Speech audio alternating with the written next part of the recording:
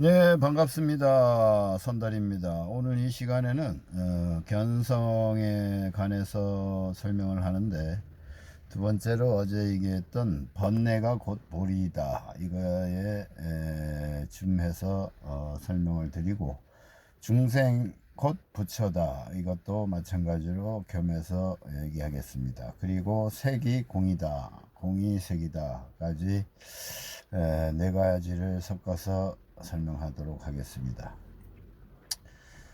번뇌가 보리다를 설명하는데 대부분이 유튜브나 어디에서 설명이 좀 이제 많지가 않더라고요. 그래서 이거는 해둬야 되겠다는 생각이 들었고, 오늘 갑자기 이 세상에서 제일 가까운 것은 무엇인가? 이 세상에서 제일 가까운 것, 내가 찾는 것 중에, 찾는다고 하면 찾는 건데, 찾는 것은 원래 아니고 드러나야 됩니다만, 그래서 제일 가까운 것은 무엇인가를 알면 견성이다는 생각이 들었어요.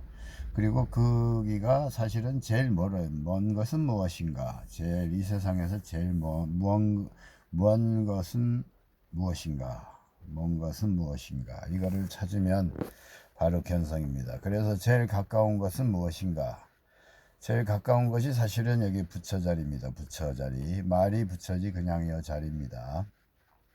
그리고 제일 먼데도 사실은 왜 여기냐, 이거를 못 찾습니다. 너무 가까워서도 그렇고, 형상이 없다 보니까, 모양이 없다 보니까 요 자리가 제일 가까운 부분인데, 제일 가까운데 제일 먼 데입니다. 무슨 얘기냐, 제일 가까운 거는 보리요, 요 자리가 보리의 자리입니다.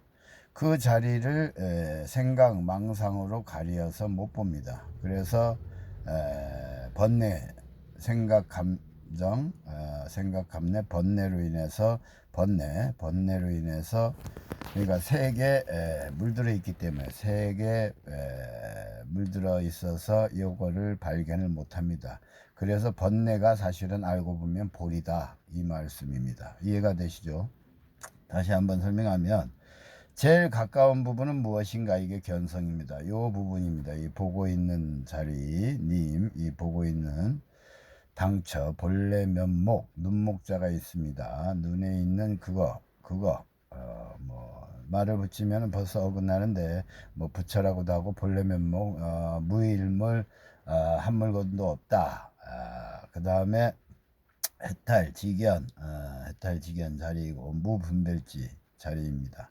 그래서 여기에 당처에 확연히 들어오기가 힘듭니다. 원래 여기가 견성인데, 견성은 사실은 성불입니다. 근데 여기 확연히 들어오지 못하다 보니까 여러 가지 방편을 사용해서 여러 가지 수행을 통해서 좀 한다는 이런 표현을 해서, 여기에 24시간 밀착, 그대로 보는 그대로 이대로가 되는 그게 성불입니다. 그래서 이 자리가 제일 가까운 자리이다.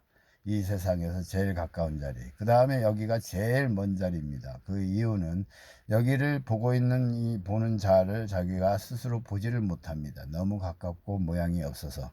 보지 못하는 것은 중생입니다. 중생 곧 부처입니다. 이 자리가 중생이면서 이 자리가 부처 자리입니다. 그리고 이 자리가 보리의 자리, 지혜의 자리이면서 모르기 때문에 중생의, 번뇌의 자리입니다. 중생의 자리고, 그래서 번뇌 곧 부처다, 번뇌 곧 지혜다, 번뇌 곧 깨달음이다. 그 자리가 그 자리입니다. 그래서 중생이 부처이고 번뇌가 보리이다, 이 말이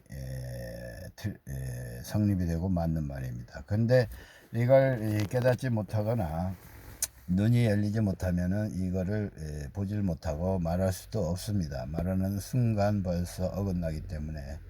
그래서 견성이란 제일 가까운 그 자리이고, 요 가끔 무문관을 얘기합니다. 무문관, 문 안에 들어가는 자리, 문 안으로 들어간, 거기는 텅 비어서 아무것도 없다, 무문관인데, 거기는 관자는 이제 볼관자가 아닐 겁니다. 이 관자가 한자가 좀 다른 것 같던데, 그래서 요 문 안에 들어오는 거는 보배가 아니라는 그 공안이 있습니다. 문 안에 들어온 뜻 알아채야 됩니다. 이 깨달으면 알아차져집니다. 문 안에 들어오는 거는 다 보배가 아니다. 이 생각, 감정 모든 것이 눈 안에 들어오죠. 근데 눈 안에 있는 이거, 이 텅 빈 알아차림은 사실은 보배입니다. 이것만이 보배입니다. 이것이 제일 세상에서 가까운 거. 지혜, 보리, 깨달음. 근데 이거를 모르기 때문에, 망각하기 때문에 번뇌이고 중생이고 제일 먼 자리입니다. 보배가 아닌 것들, 이것에 쌓여 있습니다. 이것을 발견할 때, 근데 원래 이제 구름이 이렇게 오가지만, 하늘은 보배입니다. 보배인데 구름 왔다 갔다 하는 생각입니다. 구름이 생각인데 오고 가기 때문에 이 자리를 발견을 문득 호련히 밝아져야 되는데, 이거를 봐야 되는데 못 봅니다. 그래서 어떤 데서는 어떤 분은 그 얘기 하더라고요. 체험을 해야 되냐, 뭐 체험 없이도 되냐, 이런 한 체험이 없어도 된다, 이런 말을 하던데, 그는 선사의 아들이 하는 그 자기의 공부, 뭐 성격이랄까 그렇지, 체험이라고도 보기도 힘든데 이건 또 체험을 해야 됩니다. 한 번은 언뜻 봐야 됩니다.